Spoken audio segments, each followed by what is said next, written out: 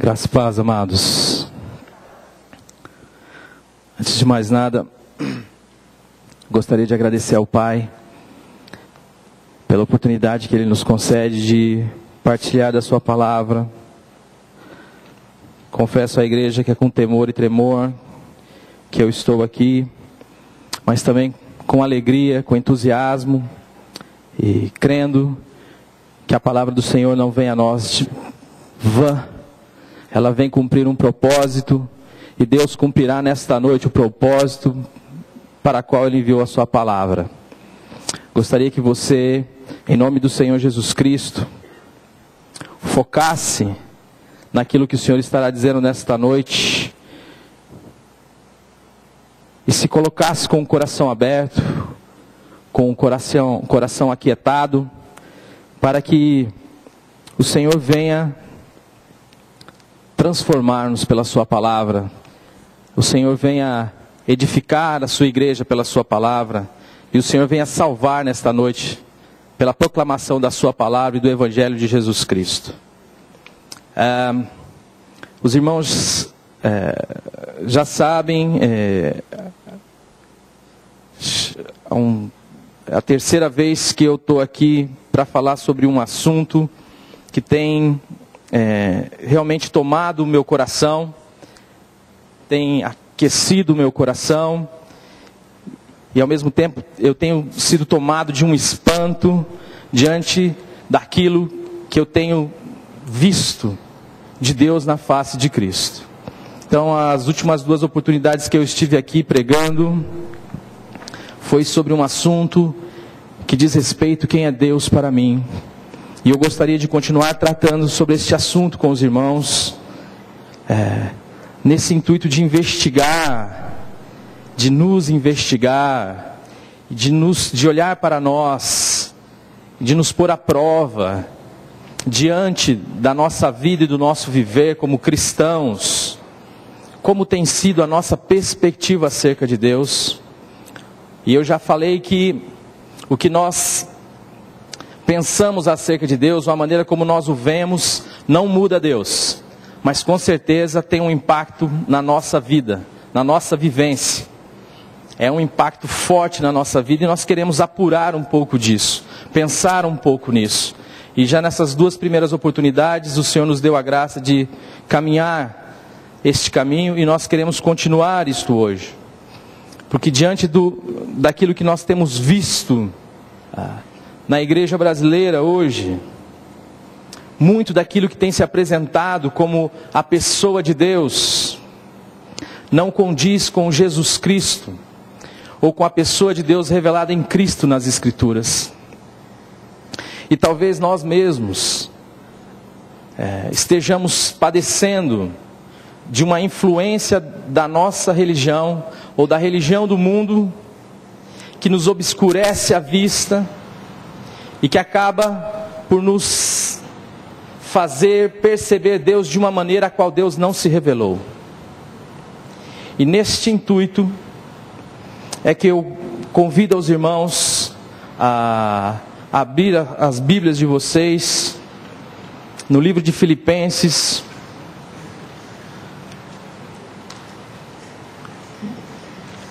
no capítulo 2,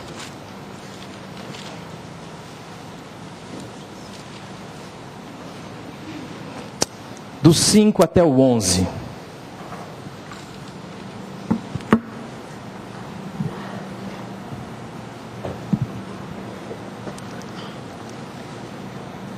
Tende em vós o mesmo sentimento que houve também em Cristo Jesus, pois Ele, subsistindo em forma de Deus, não julgou como usurpação o ser igual a Deus.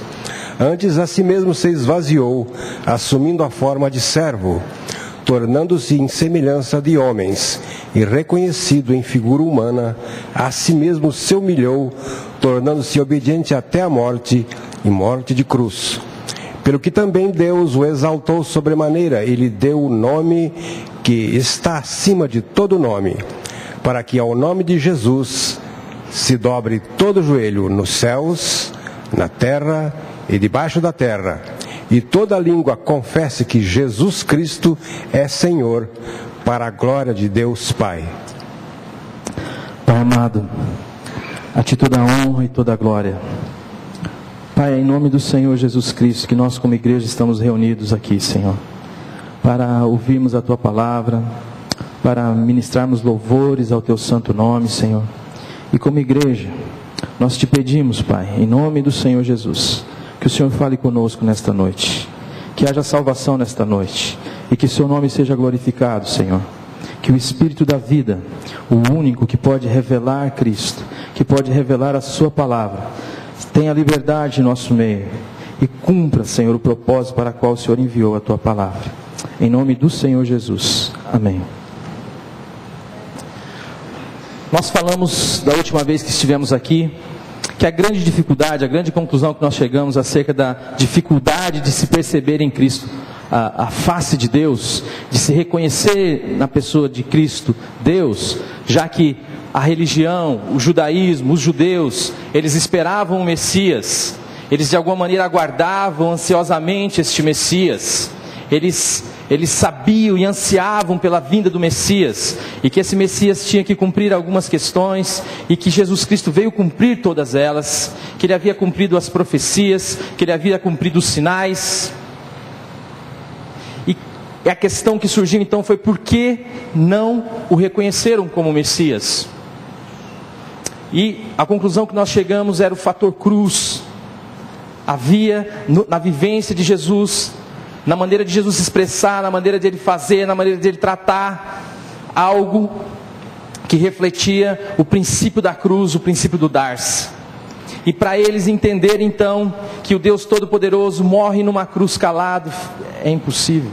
Para eles entenderem então que o Deus que tem todo o poder, que tem toda a autoridade, se sujeita ao vitupério, à vergonha, ao escárnio, ao vexame, é muito complicado. É muito difícil para a religião entender isto. É muito difícil para a religião perceber na face de um homem, o Nazareno, ainda que ele faça todos esses milagres, ainda que ele se expresse desta maneira, ainda que ele cumpra as profecias, para a religião é difícil perceber Deus na face de Cristo, por causa de Cristo viver a cruz na sua expressão máxima. E como nós vemos isso? E como Jesus vem trabalhar com isso? Porque Jesus sabia que de alguma maneira este era o ponto que estava pegando em tudo. Isto era o que bloqueava a visão para que eles pudessem enxergar em Cristo Deus.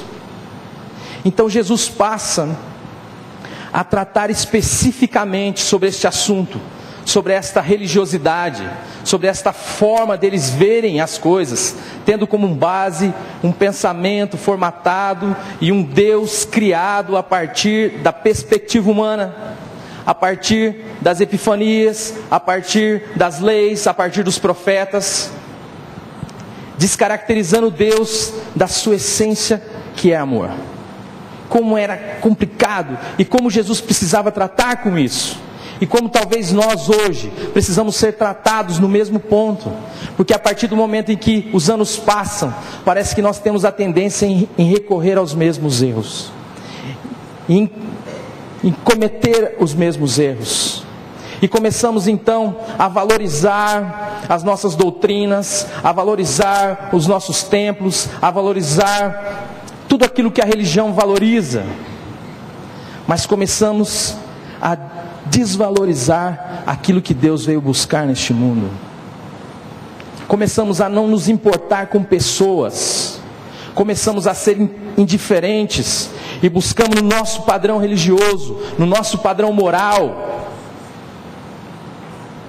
a desculpa para continuar agindo com indiferença com relação às pessoas e com relação àqueles a quem Deus veio buscar.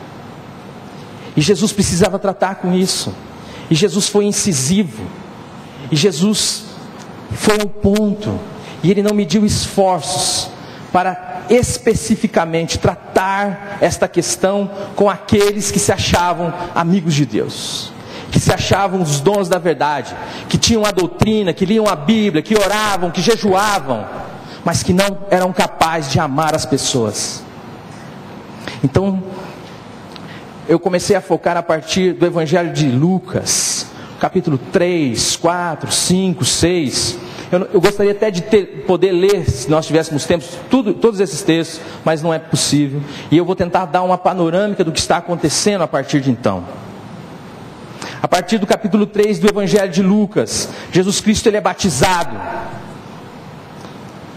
João Batista batiza Jesus Cristo.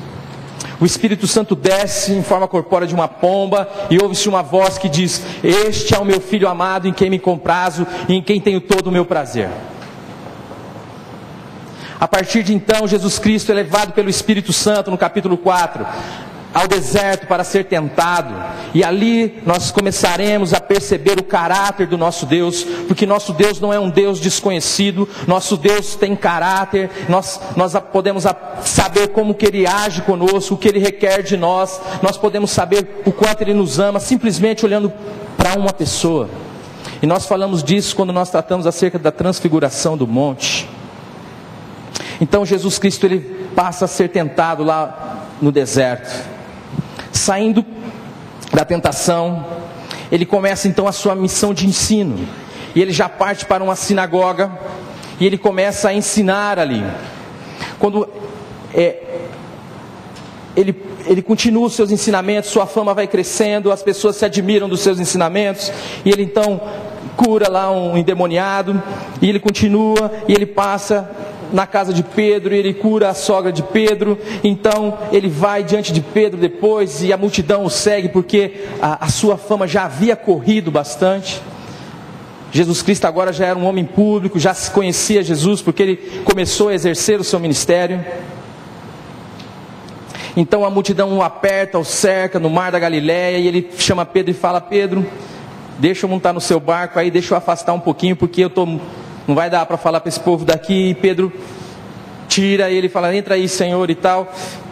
E o Senhor começa a ensinar. Mas o ponto que eu quero focar, e também aí há ensino,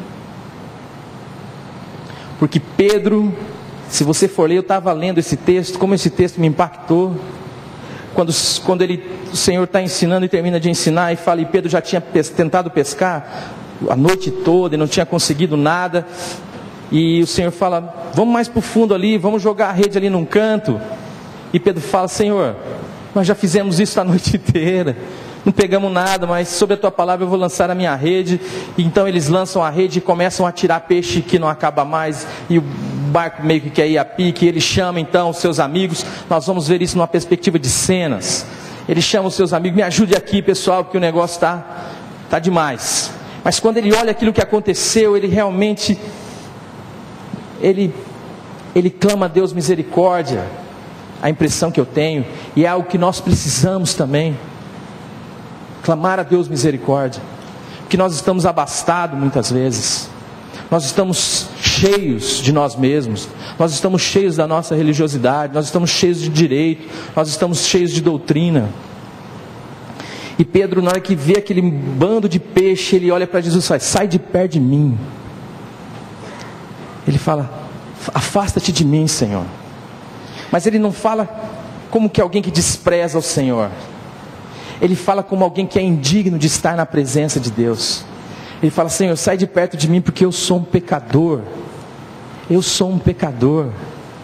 E todos pecador naquele contexto é uma classe, gente. Existe os judeus que não são os crentes não praticantes, vamos dizer assim.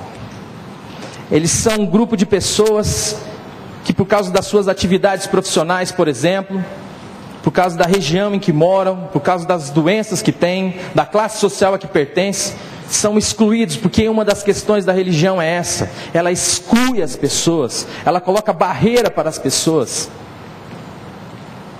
E Pedro é um desses.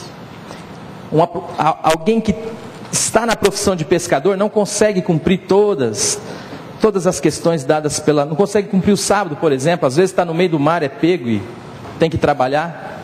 Então é tido como um pecador, como alguém de uma classe inferior. E Jesus fala assim, ó, não temas, ali já há um ensino.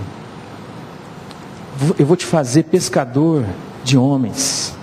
O Senhor já começa a trabalhar com uma figura que a religião desprezava. A religião de então desprezava. Mas o ponto culminante para mim começa a partir do Senhor curando o leproso. A partir dali, o Senhor sai e um leproso o procura, porque ele já está conhecido. E o leproso diz, Senhor, se tu quiseres, tu podes me curar. E Jesus fala assim, eu quero. E a palavra diz que ele, tocando o leproso, o curou. E eu já expliquei para vocês das outras vezes que a cura de um leproso é um sinal messiânico. E Jesus disse para esse curado de lepra, fala, querido, você não vai falar nada para ninguém. Você não vai falar nada para ninguém que eu curei você. Mas você vai fazer o seguinte, você vai lá no templo, você vai lá nos sacerdotes, você vai se apresentar a eles e você vai dizer, ó, eu fui curado de lepra. E depois você vai cumprir tudo o que Moisés pediu na lei, para que sirva de testemunho ao povo. Porque a cura de lepra era um sinal messiânico. E a partir de então, vocês vão começar a perceber no capítulo, se vocês forem seguindo até o capítulo 6, que em qualquer lugar que Jesus está, tem fariseu.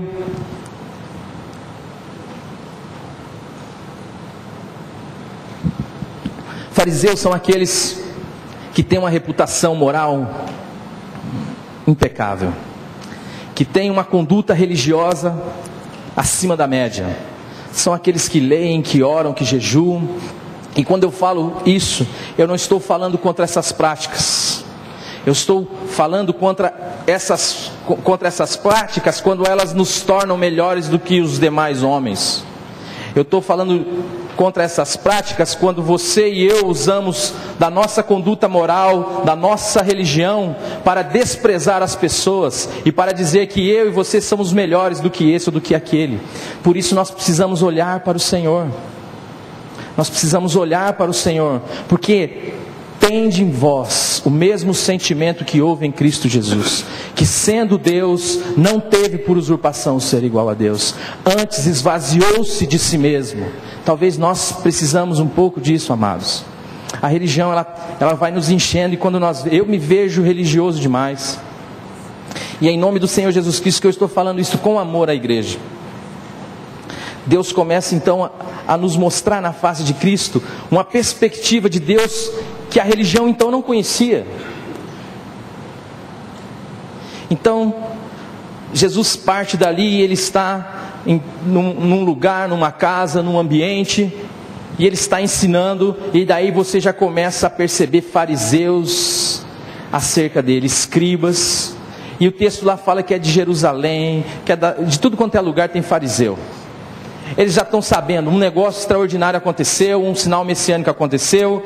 Quem que é esta figura que está tomando o cenário na Palestina nesse momento?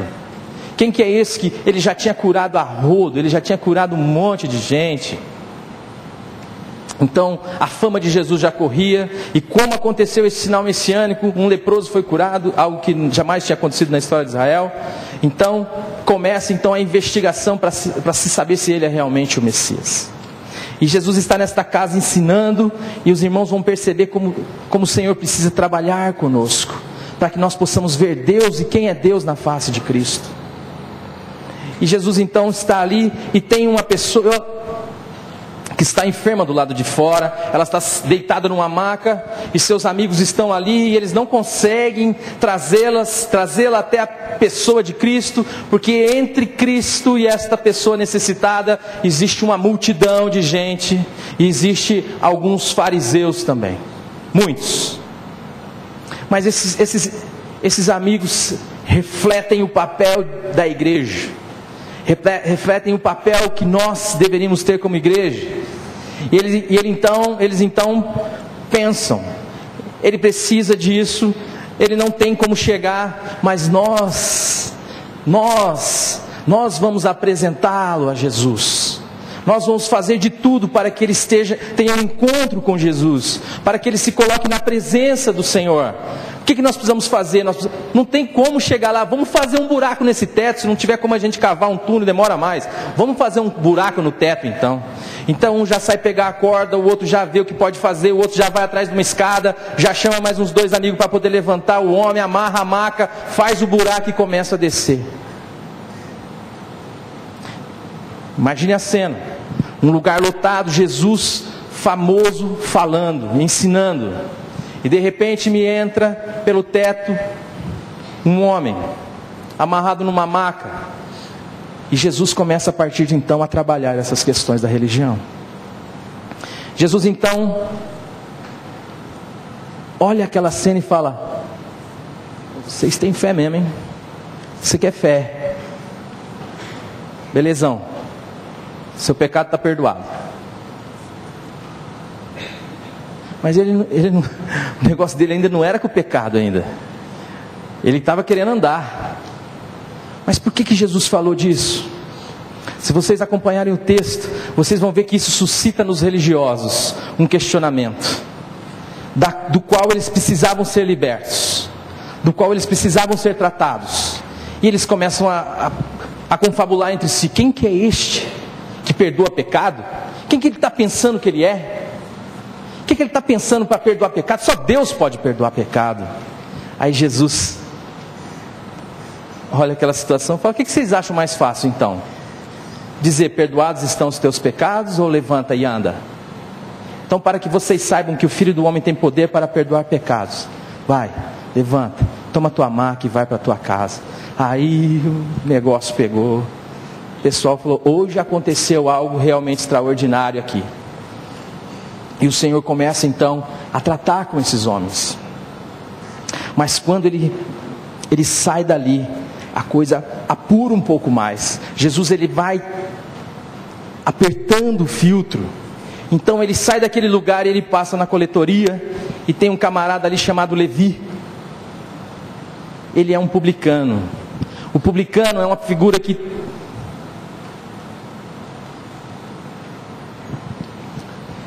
dentro do contexto da sociedade judaica, uma sociedade extremamente religiosa, que vive a sua vida em torno da religião, um publicano é a pior raça que tem, porque ele é um judeu que se vendeu ao sistema romano para explorar os judeus, e também na cerimônia ele é impuro, porque ele tem muito contato com o gentil.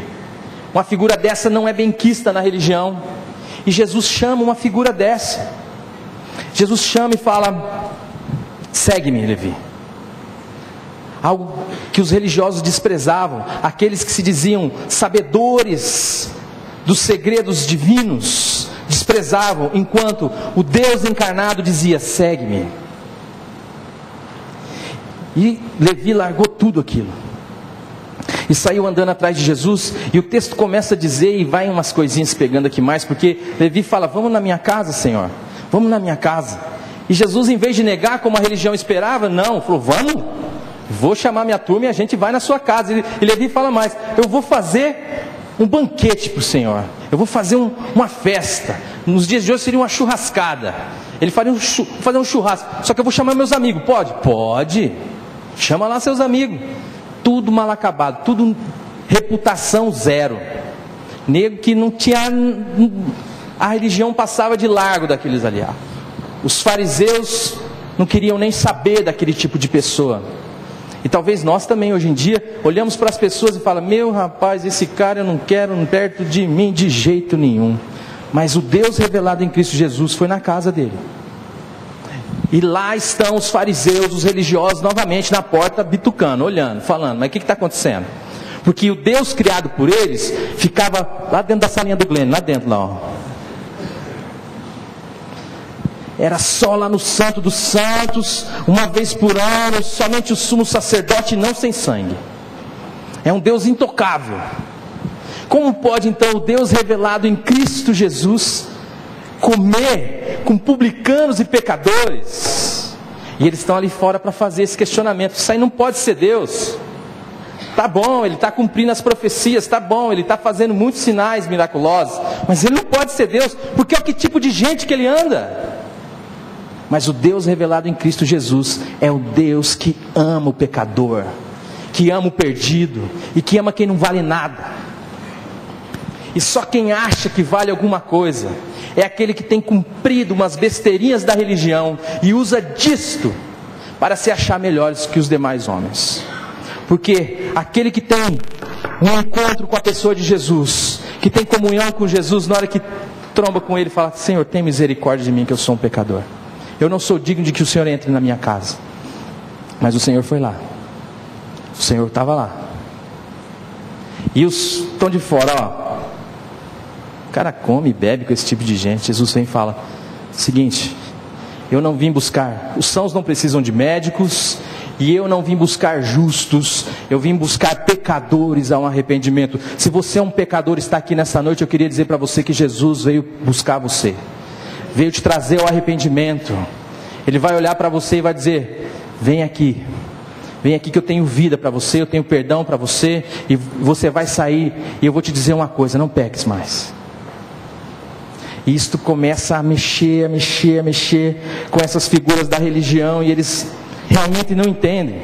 E novamente eles então, continuando o texto, eles evocam uma figura da prática religiosa externa. Eles falam: os discípulos de João jejuam e oram,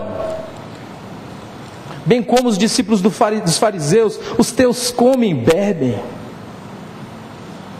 Então Jesus começa a explicar algumas coisas para eles, e depois Jesus fala: ó, não se põe remendo de pano bom em pano roto. Você não pega uma camisa sua que é nova, corta ela para remendar uma camisa sua que é velha. E Jesus fala assim, ó: não se põe vinho novo em odres que são velhos. O que eu vim trazer para vocês, meus amados, é a vida. O meu compromisso é com a vida, com a verdade e com o amor. E isso que eu venho trazer para vocês não cabe nessa mentalidade pequena, tacanha, engessada e sem amor da religião. O que eu vim trazer para vocês é vida, e vida em abundância. O que eu vim trazer para vocês é relacionamento com Deus, é ser uma nova criatura. É por isso que eu vou ter que matar vocês juntamente comigo. É por isso que eu vou ter que fazer de vocês novas criaturas. Porque não se dá para se absorver o que eu vim trazer nessa perspectiva da religião. E a partir dali, Jesus continua. Preste atenção. Ele está colocando o dedo em questões relacionadas estritamente à religião. Pessoas que não são aceitas pela religião, práticas que não são aceitas pela religião. Curar no sábado, a religião, o dogma não permite, a doutrina não permite. Jesus sai dali, ele passa e tem uma colheita, ele está com seus discípulos, então eles começam ali mesmo, eles vão catando os negócios, já vão debuiando ali os negócios, e vão comendo aquilo, e de novo os fariseus estão ali, estão vendo: olha só, rapaz, o que esse cara está fazendo? E Jesus fala: vocês não lembram lá quando Davi entrou no templo e comeu dos pães dedicados a Deus, e ele matou a fome de todo mundo e tal? Jesus novamente vem tocar numa questão religiosa, vem focar uma prática que talvez está desprovida da vida. Quantas práticas nossas, quantos vir ao culto no domingo, está simplesmente respondendo a algo aprendido por tradição, ou a algo que talvez, se eu não fizer, vou me sentir culpado, e não vem da vida de Cristo que habita em mim. Quantas pessoas eu rejeito no meu caminho, porque elas não têm o mesmo padrão moral que eu tenho, ou não vão na mesma igreja que eu vou. E Jesus, o Deus revelado em Cristo Jesus, é um Deus que ama essas pessoas. Aí, Jesus realmente está determinado. E ele entra numa sinagoga para ensinar, e lá na sinagoga tem um rapaz com a mão paralisada, com a mão atrofiada. E o texto lá fala que os fariseus estavam ali só para ver se ele ia fazer uma cura no sábado, porque o dia era sábado, e eles estavam ali, vamos ver se ele vai. Aí Jesus, o texto fala que Jesus fala: o que vocês acham então? É certo fazer o bem ou fazer o mal no sábado? E o texto fala que Jesus pega então aquele aleijado e fala: vem cá, meu filho, vem aqui. Coloca ele no meio, e todo mundo começa a ver ele coloca no centro da questão, e o texto fala que Jesus foi fitando cada um nos olhos. Jesus foi olhando nos olhos de todos. E daí Jesus fala: para que vocês saibam que eu sou o Senhor do sábado, estenda a tua mão. E ele foi curado.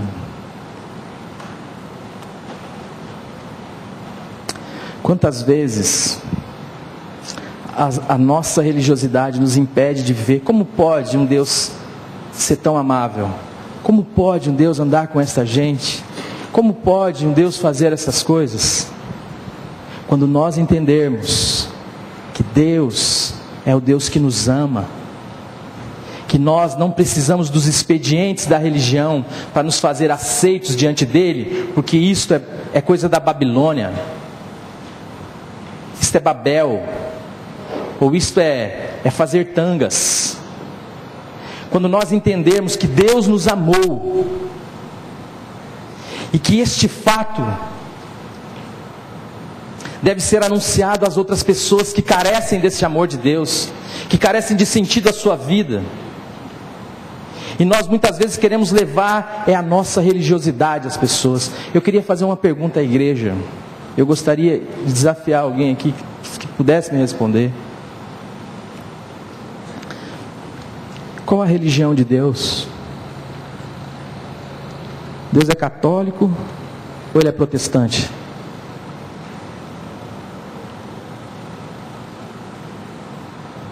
Deus é amor. Deus é amor. Para nós é difícil mesmo. Para nós é difícil saber que Deus ama quem nós desprezamos. Para nós é difícil saber que as nossas práticas religiosas não nos diferenciam dos demais. Para nós é difícil entender que Deus me ama tanto como Ele ama o outro. Porque, na realidade, eu gostaria de ser especial para Deus. Você é, meu amado, mas porque Deus te amou. Porque Deus te amou. Não tente comprar o amor de Deus, porque senão a leitura da palavra será simplesmente algo para te diferenciar dos demais, e não para você ter comunhão com o Deus da vida, com aquele que te ama, não para você conhecer aquele que foi capaz de rasgar os céus e de encarnar, de entrar na nossa história e de morrer a nossa morte, de pagar a nossa dívida, de nos fazer morrer nele e de ressuscitar para nos dar uma vida nova. Você não será capaz de perceber o quanto Ele ama você e o quanto você pode ser tirado dos seus pesos, ou seus pesos serem tirados de você. Nós precisamos conhecer ao Senhor Jesus. Que Deus nos revela Cristo Jesus. Um Deus que sabe quem é e que não precisa se autoafirmar, seguro de sua identidade. Ele não sofre de uma crise de identidade. É um Deus poderoso, seguro e convicto de sua realidade. Como é o Deus da religião? É um Deus desesperadamente inseguro, e ao menor questionamento de sua identidade, a menor contrariedade, entra em desespero e usa de expedientes como dentes de ouro, ameaças de inferno, manifestações de poder. Como quem diz: você sabe com quem está falando? É exibicionista, inseguro, infantil, refletindo a imagem de homens que o cria. É um Deus anticruz, porque o Deus revelado em Cristo Jesus é como a ovelha muda perante os seus tosquiadores.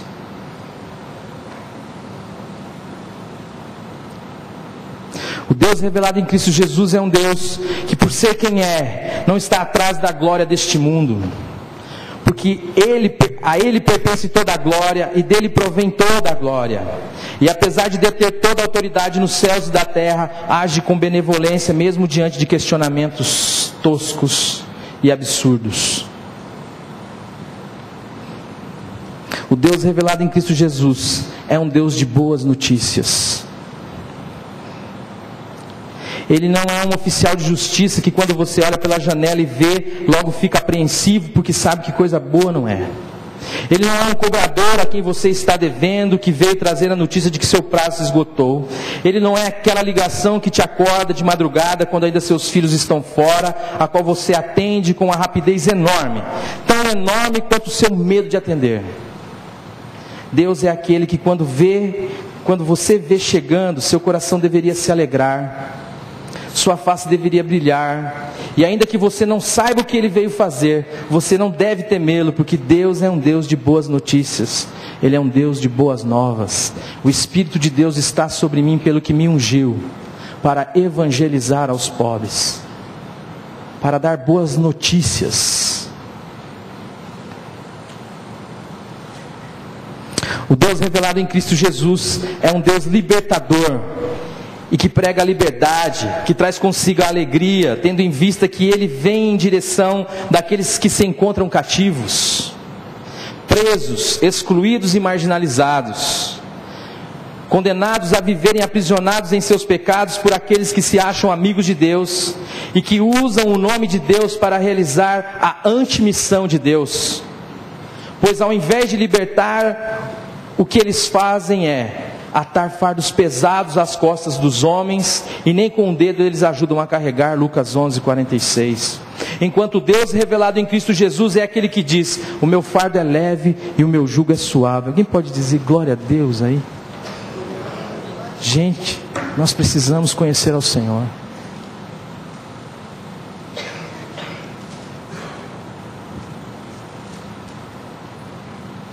O Deus da religião traz em suas mãos algemas pesadas para pôr sobre todos aqueles que prestam culto.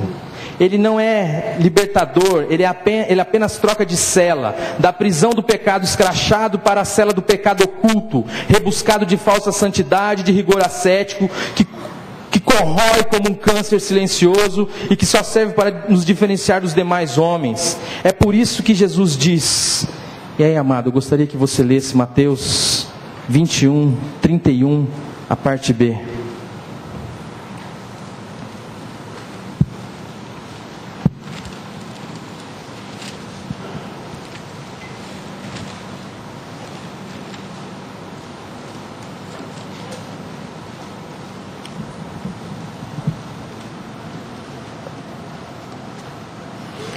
Declarou-lhes Jesus: em verdade vos digo que publicanos e meretrizes vos precedem no reino de Deus.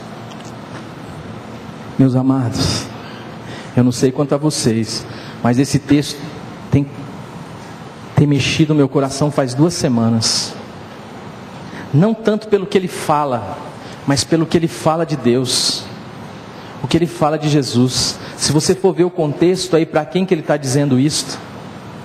Que os publicanos e as meretrizes entrarão primeiro no reino de Deus. E nós não podemos nos achar melhores do que ninguém. O Deus revelado em Cristo Jesus é o Deus reconciliador, que anuncia o ano aceitável do Senhor, anuncia que Ele estava em Cristo reconciliando consigo mesmo o mundo, não imputando aos homens os seus pecados, e pede para quem chegou a este conhecimento que avise ao pecador sobre isto. É por isso que quando olhamos para os discípulos, influenciados pela religiosidade do seu tempo, mesmo andando com Jesus, têm dificuldade em entender a missão de Deus e o caráter do nosso Deus, e o confundem com o Deus da religião, com o único Deus verdadeiro, Deus de toda a graça. Diante da negativa dos samaritanos em oferecer pousada ao Senhor, logo eles estão dispostos a dizer ao Senhor: Senhor, quer que mandemos descer fogo do céu? E Jesus fala assim: vocês não sabem de que espírito vocês são. Eu não vim destruir as almas dos homens, eu vim salvar as almas dos homens. Você quer saber quem é Deus, meu amado? Você quer saber quem é Deus, minha amada? Você quer saber quanto Deus te ama, meu amado? Você quer saber como você pode fazer parte da missão deste Deus de libertar, de restaurar vidas, de restaurar casamentos, de restaurar dignidade? Busque a Cristo, olhe para Cristo, tire as lentes, os óculos da sua religião e da minha religião.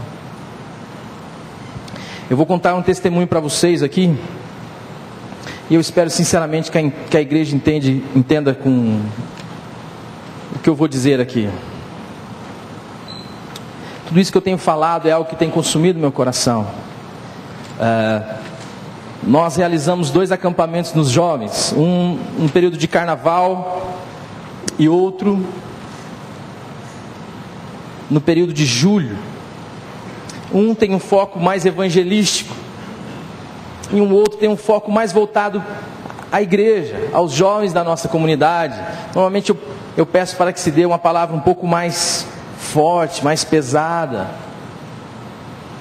Mas nesse acampamento de julho passado, mesmo eu tendo preparado, mesmo eu tendo idealizado, Deus mudou. E começou a aparecer muita gente que não conhecia o Senhor. Muita gente que não caiu de paraquedas naquele lugar, a impressão que eu tinha.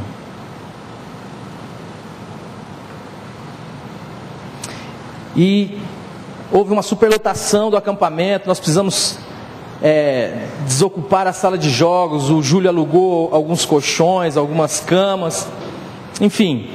Mas na primeira noite de acampamento, eu olhei para um determinado local do acampamento nosso, e não sei quem lá inventou de levar um atabaque, lá um batuque. O outro levou um cavaquinho,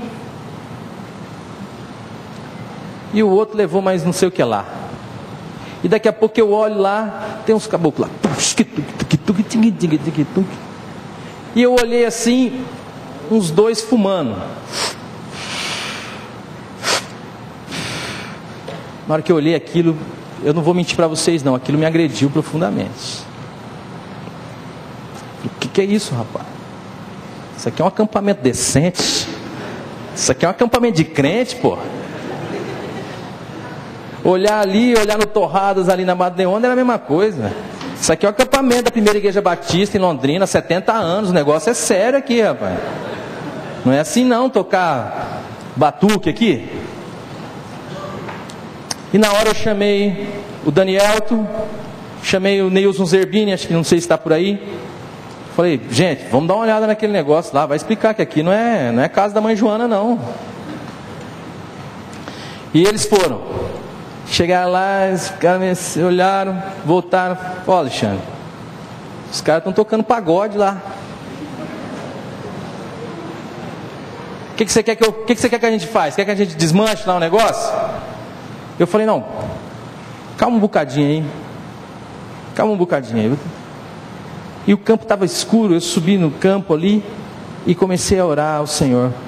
Comecei a falar, Pai, o que eu faço? Daí o Senhor veio no meu coração e fez uma seguinte pergunta: qual é o pecado deles? Tirando o fato de que eles são pecado, partindo do pressuposto que eles não conheciam ao Senhor. Mas isso só Deus é quem sabe. Qual é o pecado deles? Daí eu pensei, comecei a caçar na Bíblia, né? Meu conhecimento bíblico, falei, eu vou achar um pecado ali para eles já. Fica frio, Senhor. Daí, antes que eu respondesse, a impressão que eu tenho é que o Espírito falou no meu coração assim, ó: o pecado deles, Alexandre, é que eles não carregam a algema que você leva nas suas mãos. O pecado deles é que eles não têm a bagagem religiosa que você tem. Aí o Senhor me levou para o texto de Levi. Você lembra de Levi? Lembra como eu passei, chamei Levi? Você lembra para onde ele me levou? Lembro, Senhor. Você lembra onde eu estava?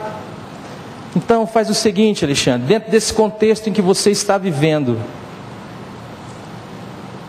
eu queria que você me dissesse o seguinte: aonde eu estou e aonde você está?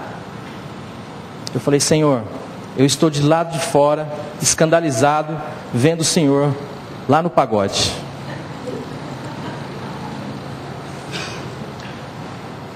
Aí eu falei para os meninos, deixam eles lá. E as coisas foram acontecendo, primeiro dia, segundo dia, no terceiro dia, que era o final, nós deixamos os microfones assim, para que as pessoas vão lá e quem quiser dê o seu testemunho. E muita gente deu testemunho naquele dia, mas quando eu olhei, de repente, me levantou no meio do povo um dos pagodeiros. Gente do céu, foi um dos testemunhos que mais impactou a minha vida. Eu não posso nem falar as palavras que ele usou lá no acampamento, que ele não tinha o nosso crentez. Mas ele falava: eu sempre me achei melhor do que todo mundo, eu sempre me achei o bom, mas eu estou vendo que eu sou um miserável pecador, que preciso conhecer a graça em Jesus Cristo. E aquilo no meu coração, eu chorava. Eu chorava porque o Senhor veio para essas pessoas.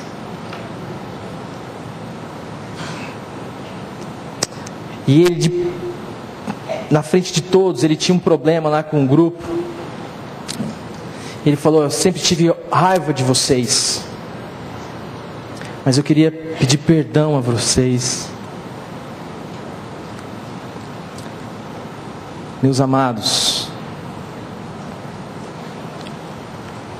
nós precisamos desesperadamente conhecer o Senhor das nossas vidas, mas não o Senhor que nós idealizamos através dos nossos preconceitos, do nosso entendimento, mas através do Cristo revelado nas Escrituras, a imagem de Deus. Como dizes tu, mostra-nos o Pai. Quem vê a mim vê ao Pai. Que nós possamos ver ao Pai na face de Jesus Cristo. Que nós possamos ter como óculos com o qual nós lemos a palavra, Cristo. Aí a nossa oração tem sentido, o nosso jejum tem sentido, o nosso ministério tem sentido, a nossa leitura da palavra tem sentido. Aí sabe aquele seu cunhado chato? Lembre de uma coisa: Deus amou ele profundamente, que deu o seu Filho unigênito para que ele creia e não pereça. E Deus está querendo usar a sua vida para poder amar este cunhado, sua sogra, seu irmão, sua família, seu amigo de trabalho. Sabe, aquele que não tem o mesmo nível moral que você? Então, queridão, Deus está querendo usar a sua vida para dizer para ele que ama ele. E a sua pregação desprovida de amor não vai tocar no coração dele. Mas quando você e eu nos entendermos como pecadores miseráveis, achados pela graça de Deus, amados por Deus, e nós olharmos outras pessoas que talvez até se ache alguma coisa, que Deus te dê a mim e a você a graça de amar essa pessoa como Ele amou, e que na primeira oportunidade que Deus te conceder, você fale: queridão, você precisa nascer de novo, você precisa conhecer o Senhor, Deus tem para você uma nova vida. Você não está condenado ao seu pecado, porque eu quero te apresentar Jesus Cristo, o Cordeiro de Deus que tira o pecado do mundo. A igreja dos nossos dias precisa ser A igreja que leva o sinal dos cravos.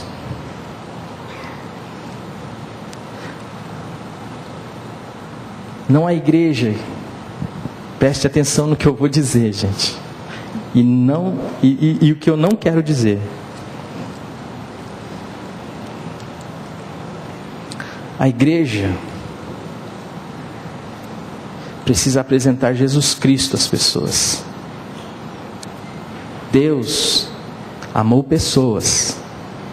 E Deus nos chamou, nos confiou o ministério da reconciliação. Para avisar para essas pessoas. Você não precisa ir daqui para a China lá não. Se Deus te chamar, você vai. E que a igreja te apoie. Mas antes de você ser um missionário fora, eu quero dizer para você que Deus escolheu uma família para você nascer, Deus escolheu uma cidade para você viver, um país aonde Ele quer contar com você para expandir o reino de Deus, para amar pessoas e para manifestar o amor a essas pessoas. Os fariseus, os religiosos, eles tinham a doutrina, mas eles não conseguiam ver que o amor de Deus é quem dá sentido à sua lei. Amém? Pai amado, a Ti toda a honra e toda a glória. Em nome do Senhor Jesus Cristo, nós queremos nos colocar como igreja, Senhor, para que o Senhor venha se revelar a nós, Senhor. Nós queremos Te conhecer, meu Senhor, e queremos ter em nós o mesmo sentimento que houve em Cristo Jesus, que sendo Deus, não teve por usurpação ser igual a Deus, antes esvaziou-se de si mesmo, tomando a forma de servo, sendo obediente até a morte, morte de cruz. Que nós possamos Te obedecer em amor, Senhor. Que nós possamos entender que a Tua palavra, Senhor, é para ser cumprida, Senhor. Que a Tua palavra era para ser praticada, Senhor. Mas o sentido dela é o amor. Sabemos que o Senhor tem compromisso com a vida, Senhor, com a verdade, Senhor, e com o amor. Pai, opera isto em nós, opera isso na nossa comunidade, que esta comunidade seja conhecida, Senhor, com a marca dos Teus discípulos, como o Senhor ensinou. Uma comunidade que Te ame acima de todas as coisas, e que ama uns aos outros, Senhor, que ama o próximo, Senhor. Nos faça isso em nós, Senhor. Somente o Teu Espírito, Senhor, pode fazer isso em nós. É em nome do Senhor Jesus que nós pedimos e desde já Te agradecemos. Amém. A mensagem que você acabou de assistir faz parte do Ministério de Comunicação Palavra da Cruz. Temos um grande acervo de estudos bíblicos em áudio e vídeo. Distribuímos também, gratuitamente, o jornal mensal Palavra da Cruz. Entre em contato conosco pelo fone fax 0 operadora 43 3322 3037 ou pelo e-mail com@palavradacruz.com.br. Visite-nos também pelo site www.palavradacruz.com.br. Graça e paz.